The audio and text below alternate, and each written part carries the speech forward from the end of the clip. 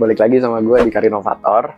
Ada beberapa pertanyaan yang ingin kita jawab di video ini. Tapi sebelum gue jawab, gue pengen dulu disclaimer nih. Apa yang gue jawab dan gue jelaskan sekarang ini adalah pengalaman pribadi gue atau pendapat pribadi gue yang memang pernah gue jalanin di pekerjaan gue.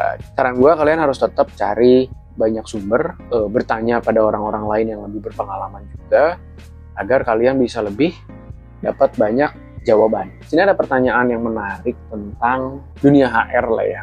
Ada pertanyaan, Kak, kalau jadi HR, apakah bisa berbicara bahasa Inggris itu menjadi sebuah kewajiban? Oke, jawabannya tergantung. Tergantung apa? Tergantung kalian bekerja di perusahaan apa, atau kalian melamar di perusahaan apa. Untuk perusahaan-perusahaan yang nasional, berbicara bahasa Inggris itu tidak terlalu diwajibkan. Tapi ketika kalian melamar ke perusahaan luar yang mungkin punya base di Indonesia, yang isinya mungkin orang-orangnya banyaknya ekspatriat, atau kalian harus berhubungan sama headquarternya di luar negeri gitu, berarti mungkin kalian wajib harus bisa bahasa Inggris.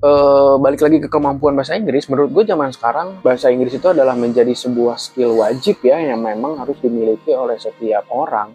Seiring kemajuan zaman, kita juga sering dapat berbagai info bukan hanya dari Indonesia sendiri, tapi dari luar negeri juga. Banyak juga hal-hal yang bisa disadur dari kegiatan-kegiatan luar negeri yang akhirnya bisa kita sadur untuk melakukan pekerjaan di Indonesia. Ada hal yang menarik sebenarnya dari kemampuan bahasa Inggris ini. Ini pengalaman pribadi gue ya. Jujur, gue sering baca CV orang yang bilang bahwa skill misalnya bahasa Inggris tulisannya excellent. Ketika interview, gue menanyakan dong bahwa, oh ya, bahasa Inggris kamu ini kamu tulis excellent gitu. Apakah kamu prefer berbicara atau interview dengan bahasa Inggris? Kata gue gitu. Oke, misalnya gitu. Oke, gue cobalah sedikit-sedikit interview tentang bahasa Inggris. Tapi ternyata dari hasil interview dengan bahasa Inggris itu tidak menunjukkan bahwa kandidat tersebut adalah excellent di bahasa Inggrisnya gitu. Bahkan ya dia bisa, basic lah bisa.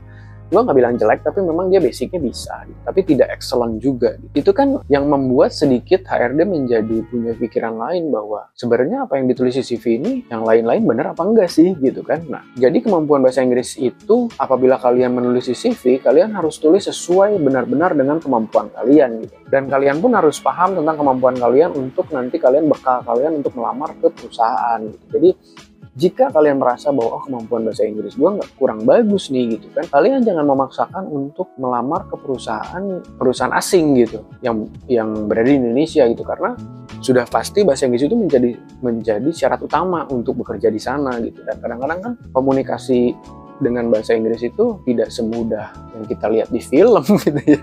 Kadang kalau ngobrol sama bule langsung susah banget gitu, apalagi dengan berbagai bule dengan berbagai kebangsaan yang memang bahasa Inggrisnya pun logatnya beda-beda gitu, susah banget gitu. Balik lagi ke pertanyaannya bahwa apakah memang berbahasa Inggris jadi seorang HR itu penting atau tidak? Jawabannya adalah tadi tergantung ya.